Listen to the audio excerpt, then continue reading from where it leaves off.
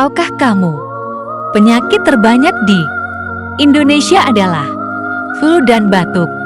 Dan biasanya yang sering adalah anak-anak.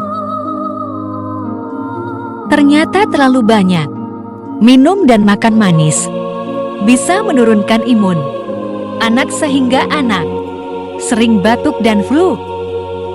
Follow dan share agar semua tahu fakta ini.